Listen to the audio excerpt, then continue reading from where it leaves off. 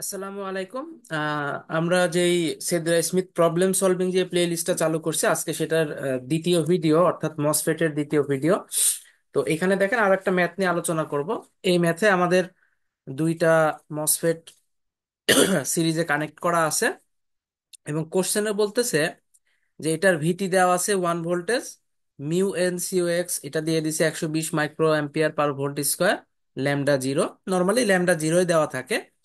L1 L2 হচ্ছে 1 micrometer, অর্থাৎ এটা হচ্ছে প্রথম মসফেট। এইটার যেই লেন্থ আছে এটা হচ্ছে 1 মাইক্রোমিটার, সেকেন্ডটারও 1 মাইক্রোমিটার। কোশ্চেন হচ্ছে দুইটা মসফেটের চ্যানেল উইথ, গেট উইথ বের করতে বলতেছে এবং এই যে যে আর আছে সেটা বের করতে বলতেছে। তো এটাও মোটামুটি সব ভ্যালু যেহেতু দেওয়া আছে, ম্যাথটা খুব একটা কঠিন না, সহজই আছে। আমরা জাস্ট যে সূত্রগুলো জানি সেই সূত্র দিয়ে ক্যালকুলেশন করতে হবে। একটা ছোট্ট জিনিস আগের থেকেই বলে রাখি, সেটা যদি আপনি জানেন তাহলে আপনার জন্য ম্যাথ ক্যালকুলেশন করাটা অনেক ইজি হবে। কারণ আমরা জানি প্রত্যেকটা মসফেটের ম্যাথ, সেটা স্যাচুরেশন মোডে আছে নাকি ট্রায়োড মোডে আছে এটা কিন্তু আমাকে জানতে হবে, কারণ সেই হিসাবে ক্যালকুলেশন হবে। আপনি যদি না জানেন, যে কোনো একটা অ্যাজাম্পশন করে ম্যাথ করতে হবে, পরে টেস্ট করে মিলাইতে হবে যে হ্যাঁ আমার অ্যাজাম্পশনটা ঠিক নাকি ভুল। ঠিক হইলে সলিউশন রিপিট করার দরকার নাই, আর ভুল হলে আবার রিপিট করতে হবে সঠিকটা দিয়ে। তাহলে আমি যদি ভুলটা নিয়ে আগাই তাহলে আমাকে কি দেখা যাবে যে টাইম বেশি লাগবে, ডাবল সলভ করা লাগবে। তো সেই ক্ষেত্রে একটু খেয়াল করেন যে আমরা মসফেট অন, এটা আমরা জানি। মসফেট অন না হলে তো আর ক্যালকুলেশনের কোনো ইয়ে আসতো না। তারপরেও কিন্তু মসফেট অন নাকি অফ এটা অনেক ক্ষেত্রে টেস্ট করা লাগে। তো এইসব ক্ষেত্রে এই কানেকশনগুলো অনই বোঝায়, যেহেতু আমাদের কারেন্ট চলতেছে এটা বোঝাচ্ছে। তার মানে মসফেট অন এটা আমরা শিওর, কিন্তু এখনো শিওর না যে এটা স্যাচুরেশন মোডে আছে নাকি ট্রায়োড মোডে আছে। তো দেখেন আমাদের এইটা টেস্ট করতে হয় কিভাবে। ভিডিএস, এবং যেহেতু দুইটাই এনমস আছে একটা দিয়ে টেস্ট করা যাবে। ভিডিএস এইটা ভিজিএস মাইনাস ভিটি এর থেকে বড় হইতে হবে। এটা যদি হয় তাহলে সেটাকে আমরা বলবো স্যাচুরেশন মোড, আর যদি ছোট হয় তাহলে সেটাকে বলবো আমরা হচ্ছে ট্রায়োড মোড। একটু খেয়াল করেন, যেসব ম্যাথে গেট ভোল্টেজ আর ড্রেন ভোল্টেজ শর্ট করা থাকে, অর্থাৎ যেখানে ভিডি আর ভিজি হচ্ছে সমান, সেই ক্ষেত্রে একটু কি হবে, এইগুলা কিন্তু ফিক্সড। মানে এই গেট ভোল্টেজ আর ড্রেন, এই দুইটা যদি সমান হয় তাহলে 100% সবসময় একই মোডে থাকবে, সেটাই দেখাবো। সেটা শিখে রাখলে বারবার আপনাকে আর ভুল অ্যাজাম্পশন বা কি হবে না হবে পরে টেস্ট না করলেও চলবে। এইটা সমান থাকলে আপনি ওই মোড বলে দেবেন। দেখেন এই দুইটা হচ্ছে সমান, তো আমি ভিডিএস কে লিখতে পারি এইভাবে যে ভিডি মাইনাস ভিএস, এটাকে লিখতে পারি ভিজি মাইনাস ভিএস মাইনাস ভিটি। তো ভিটি কিন্তু এনমসের ক্ষেত্রে পজিটিভ। দুই পাশ থেকে যদি ভিএস বাদ দিই তাহলে ভিডি ভিজি মাইনাস ভিটি। একটু খেয়াল করে দেখেন,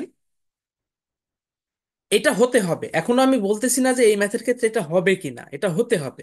তবে সেটাকে আমরা বলতেছি যে স্যাচুরেশন মোড।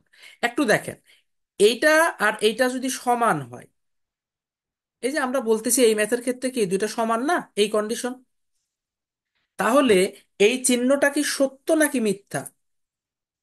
অবশ্যই সত্য। কেন সত্য? এই দুজন তো সমান। রাইট সাইডে দেখেন এই ভ্যালু থেকে আর একটা মান বিয়োগ করতে হচ্ছে। এখন আপনি এটা বলতে পারবেন না যে এই বিয়োগ থাকলে যে মান বিয়োগ হয় তা তো না, এটা তো নেগেটিভও হতে পারতো, ফলে মান তো যোগ হয়ে বেড়েও যেতে পারতো না। সেটা হবে না কেন? কারণ এন মসের ক্ষেত্রে ভিটি এর ভ্যালু 100% পজিটিভ হয়। তার মানে ভিডি কথার কথা ধরেন একটা পজিটিভ ভ্যালু 2 ভোল্টেজ, ভিজিও 100% 2 ভোল্টেজ হবে। কিন্তু সেখান থেকে তো একটা ভ্যালু বিয়োগ হবে। যেমন এই যে এখানে হচ্ছে 1, এটা তো বিয়োগ হয়ে যাচ্ছে, তার মানে কি রাইট সাইডের ভ্যালুটা ছোট হয়ে যাচ্ছে লেফট সাইডের চাইতে, তার মানে এটা অবশ্যই বড় হবে। এটা কিন্তু অলওয়েজ। এবং এটাও ঠিক যে এই মসফেটের ক্ষেত্রে ভিজিএস মাইনাস ভিটি এটা পজিটিভ হবে।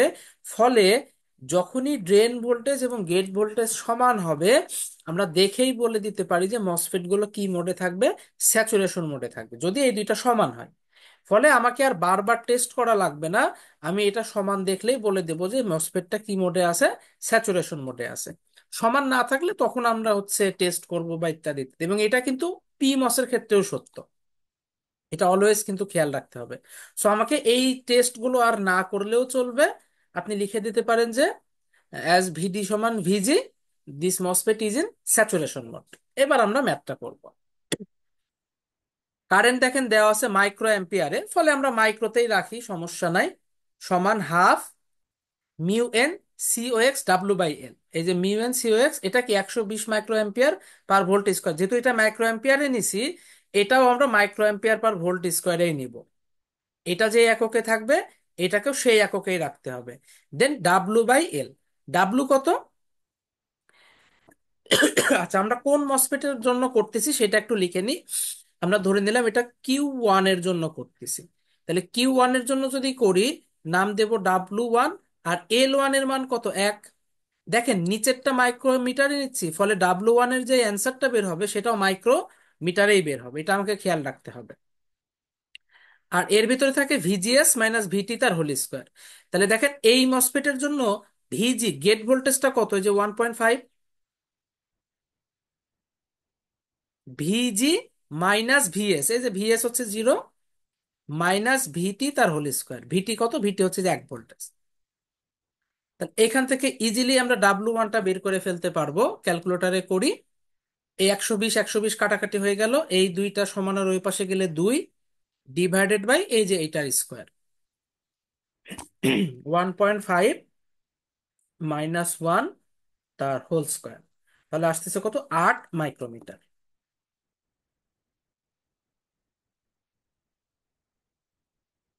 তাহলে এটা হচ্ছে আমাদের অ্যান্সার। একইভাবে কিউ 2 এর জন্য কারেন্ট তো একই, 120 হাফ 120, এটা হচ্ছে ডাব্লু 2। এল 2 তো 1 মাইক্রোমিটার, ফলে একই দিলাম। এখানে গেট ভোল্টেজটা কত দেখেন? 3.5। এর সোর্স ভোল্টেজ কিন্তু এই যে তীর চিহ্ন আছে, তার মানে সোর্স ভোল্টেজ কত? 1.5। ভিজি মাইনাস ভিএস, এটাকে বলে ভিজিএস, মাইনাস ভিটি তার হোল স্কোয়ার। তাহলে এইখানে ডাব্লু 2 কত আসবে? ওই আগেরটার মতোই, উপরে 2 থাকবে, 120 120 কাটা, এই 2টা এ পাশে গেল, দেন ভাগ হবে নিচের এইটা। তার মানে এইখানে ভাগ হয়ে যাবে কত? 3.5 -1.5 -1 তার হোল স্কোয়ার। এটা সমান দিলে যা আসে দেখেন 2 মাইক্রোমিটার। তাহলে এটা আসতেছে 2 মাইক্রোমিটার। এটা আমাদের অ্যান্সার। আর একটা বাকি আছে, সেটা হচ্ছে আমাদের আর এর ভ্যালু নির্ণয় করতে বলছে। তো এটা তো ইজি। এর ভেতরে কারেন্ট চলতেছে 120 মাইক্রো অ্যাম্পিয়ার, এখানে ভোল্টেজ 3.5, এটা 5। তাহলে আর সমান voltage difference divided by current. ফলে আমরা লিখতে পারি আর সমান ভোল্টেজ ডিফারেন্স কত? 5 - 3.5। আর কারেন্ট চলতেছে 120 মাইক্রো অ্যাম্পিয়ার। তো যেহেতু আমরা নর্মালি আর কে কিলো ওহমে দিতে অভ্যস্ত, এটাকে আমরা মিলি অ্যাম্পিয়ার বানাই নিলাম। মাইক্রো অ্যাম্পিয়ারকে 10⁻³ দ্বারা গুণ করলে সেটা মিলি অ্যাম্পিয়ার হয়ে যায়। ফলে এটার অ্যান্সার এখন আমাদের কিলো ওহমে চলে আসবে। কত? 5 - 3.5 ডিভাইডেড বাই 100। আচ্ছা, এটাকে 10⁻³ করলে 0.12 আসে। বাস, এটা দিলেই ওকে। এটা আসতেছে 12.5 কিলো ওহম। তাহলে এইটাই হচ্ছে আমাদের অ্যান্সার। তো এই হচ্ছে মোটামুটি এই ম্যাথটার সমাধান। নেক্সট আমরা পরবর্তী ভিডিওতে এরকম আস্তে আস্তে ইম্পর্টেন্ট যে প্রশ্নগুলো আসার মতো প্রবলেম, সেইগুলো নিয়ে আলোচনা করার চেষ্টা করবো ইনশাল্লাহ।